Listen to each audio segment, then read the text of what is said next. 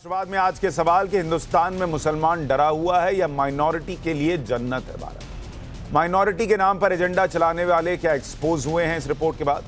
अल्पसंख्यकों का रोना रोने वाले अब क्या कहेंगे?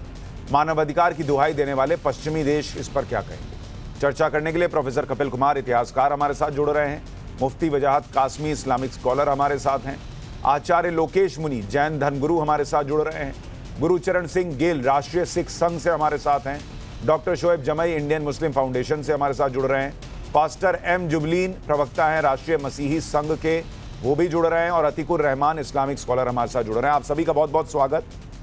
और मैंने कोशिश की है कि इस देश में जो सारे माइनॉरिटीज़ हैं उनका प्रतिनिधित्व करने वाले लोग यहाँ पर हों। हालांकि इस देश में सरकारें ऐसी भी रही हैं जो सिर्फ मुसलमानों को ही माइनॉरिटीज़ मानती हैं, लेकिन इस शो में ऐसा नहीं है। तो हमने सबको निमंत्रण दिया, सबकी राय समझ में आएगी। आचार्य लोकेश मुनि जी से शुरू करता हूं। सर, आपके हिसाब से कि क्या अल्पसंख्यकों के लिए भारत जन्नत है जी, या यहां उन्हें डराया जाता है, हिंदू राष्ट्र बन जाएगा, ऐसी जो बातें आती हैं वो आपको भी दिखती हैं? इस रिपोर्ट में जो बातें हैं उस पर आपको कितना यकीन हो रहा है, कितनी सही लग रही है वो?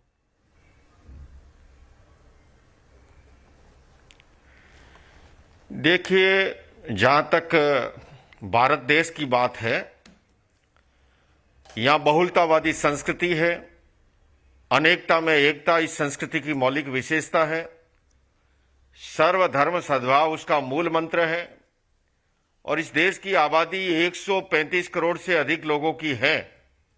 मैं देश भर में भ्रमण करता हूं, मुझे तो ऐसा कहीं नहीं लगता कि कोई एक जाति या संप्रदाय के लोग डरे हुए हैं या उनके भीतर ऐसा कुछ विषय है। हाँ, ये अलग बात है, कुछ लोग अपने निजी स्वार्थ के लिए या अपने पॉलिटिकल हितों को साधने के लिए समय समय पर इस तरह के हथकंडे अपनाते रहते हैं, लेकिन देश की 135 करोड़ की आबादी, जितना भारत के अंदर अल्पसंख्यक समुदाय सुरक्षित है, सुकून से रहता है, मैं समझता हूं पूरी दुनिया के अंदर एक मिसाल है ये भारत की। तो यहां पर ऐसा कदापि नहीं है, बल्कि अल्पसंख्यकों को पूरी स्वतंत्रता है। वो अपने धर्म का, अपने तौर तरीके से इबादत का रास्ता अपनाए और कहीं किसी को कोई कठिनाई नहीं है। इसलिए इस तरह की बात को कहना कि भारत में कोई कुछ लोग डरे हुए हैं। जैन धर्म गुरु हैं आचार्य लोकेश मुनि, उनका कहना है भारत में सभी अल्पसंख्यकों को पूरी आजादी है। जो लोग या एक समुदाय डरा हुआ है, इसकी जो बात होती है, ये सिर्फ कुछ लोगों का प्रोपेगेंडा है, ये उनका कहना है। शोएब जमई साहब, आपके हिसाब से क्या स्थिति है भारत में? अल्पसंख्यक, मुसलमान, सिख, ईसाई सब खुश हैं? आपको लग रहा है सब बेहतर स्थिति में है दुनिया के मुकाबले? देखिए सुशांत जी, ये जो रिपोर्ट आई है सेंटर फॉर पॉलिसी की, ये रिपोर्ट जरा गौर से अगर लोग पढ़ेंगे तो उसमें एक बहुत स्पष्ट बात लिखी हुई है कि वो भारत के जो संविधान के अंदर जो अल्पसंख्यकों को जो राइट्स मिले हैं और जो उसको सुनिश्चित किया है, अल्पसंख्यकों के हवाले से जो उसको एम्पावर किया है, उसकी तारीफ की गई है। भारत का कौन मुसलमान ऐसा होगा जो इस बात को नहीं मानता होगा? हमें तो फख्र है इस बात का कि संविधान हमारा इतना मजबूत है कि हमारे लिए उसमें हक हैं। लेकिन हम एतराज या हम विरोध कब करते हैं? जब मौजूदा सरकार इसी संविधान के विरोध में काम करती है। हम हमेशा ये कहते आए हैं और हमेशा कहेंगे कि भारत का संविधान हमको ये हक देता है, लेकिन मौजूदा दौर के सरकार में संविधान को कहीं ना कहीं ताक पे रख करके माइनॉरिटीज के साथ जो कुछ हो रहा है वो दुनिया देख रही है। संविधान को कोई बुरा नहीं कर रहा है। भारतीय होना हमारा लिए गर्व का विषय है, वो हमेशा रहेगा। नहीं, माइनॉरिटीज के साथ क्या हो रहा है? अभी आपको मैंने सुनाया, आचार्य लोकेश मुनि कह रहे हैं कि हम बहुत खुश हैं, हमको कोई दिक्कत नहीं है। ये प्रोपेगेंडा है कुछ लोगों का कि माइनॉरिटीज के साथ गलत हो रहा है। आप बताइए क्या हो रहा है जो उनको नहीं दिख रहा, आपको दिख रहा है? आचार्य मुनि जी जैन धर्म गुरु है, मैं उनका सम्मान करता हूँ। वो एक माइनॉरिटी वो भी है, उनके साथ बिल्कुल कुछ नहीं हुआ, बहुत अच्छी बात है, बहुत सुरक्षित है। लेकिन आप देखिए, इस देश में एक माइनॉरिटी जो मुसलमान है, जब मॉब लिंचिंग होंगे तो हम आवाज उठाएंगे। जब आप अल्पसंख्यकों को टारगेट करके एक प्रोपेगेंडा बेस्ड चैनल के थ्रू, मीडिया के थ्रू, बजरंग दल, वीएचपी के थ्रू जब लगातार टारगेटिंग की जाएगी, मॉब लिंचिंग की जाएगी, तो हम आवाज उठाएंगे। दूसरी बात, क्या इसी देश में जो क्रिश्चियंस हैं, जो एक दूसरा अल्पसंख्यक है, क्या उनके चर्च नहीं तोड़े जा रहे हैं? साउथ इंडिया में क्या जो वहां की हिंदू सेना है और तमाम सेनाएं, क्या उन्होंने चर्च पे हमले नहीं किए? फरीदाबाद में चर्च पे हमले नहीं हुए? तो हुए ना। तो माइनॉरिटीज यहाँ पे बहुत सारे हैं, 2, 5, 6 जातियां जो माइनॉरिटीज हैं, उसमें नहीं, पहली बात तो मुझे अच्छी लगी कि आप मानते हैं कि इस देश में आप, अच्छी बात यह है शोएब भाई कि आप मानते हैं कि इस देश में माइनॉरिटीज और भी हैं। ये बड़ी अच्छी बात है, नहीं तो इस देश में माइनॉरिटी इज इक्वल टू मुस्लिम मान लिया गया। पहली बात तो ये आप अच्छी बात कर रहे हैं। दूसरी बात, नहीं सुन लीजिए, दूसरी बात आपने कहा कि मुसलमानों की लिंचिंग हो गई। नहीं सुन लीजिए, अब फिर अब आप बोल रहे हैं या मैं बोल लूं?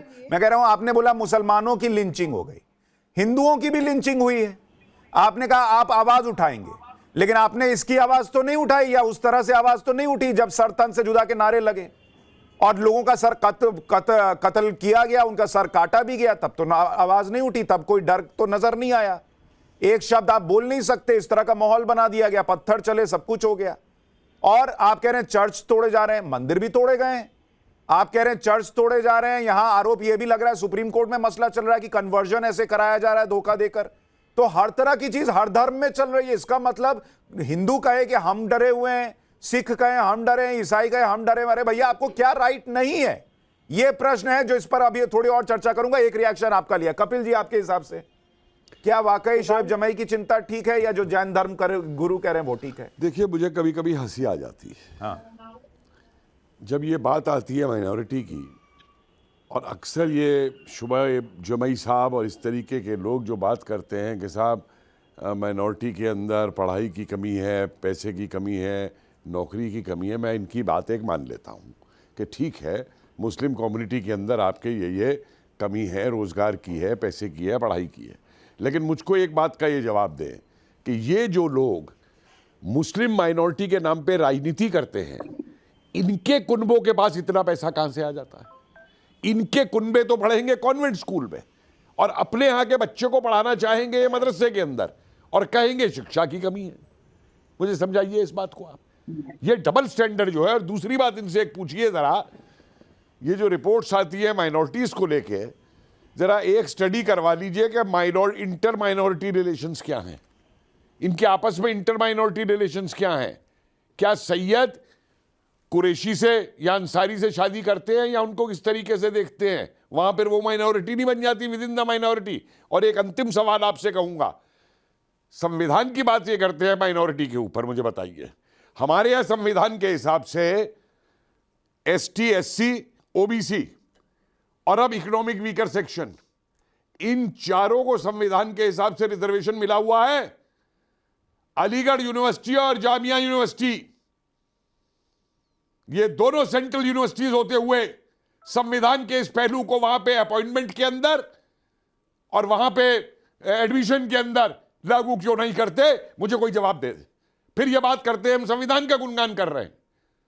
तो आपके हिसाब से माइनॉरिटीज में कोई दिक्कत नहीं है देश के अंदर? देखिए, दिक्कत हर धर्म में है। हर धर्म में ना, वही जो दिक्कत इनकी माइनॉरिटी के अंदर है गरीबी की, वो हिंदुओं के अंदर भी है। हाँ। रोजगार की हिंदुओं के अंदर भी है। ठीक है, किसमें नहीं है मुझे बताइए। मतलब किसी एक को टारगेट नहीं कर रहे हैं, ये पूछ रहा हूं मैं।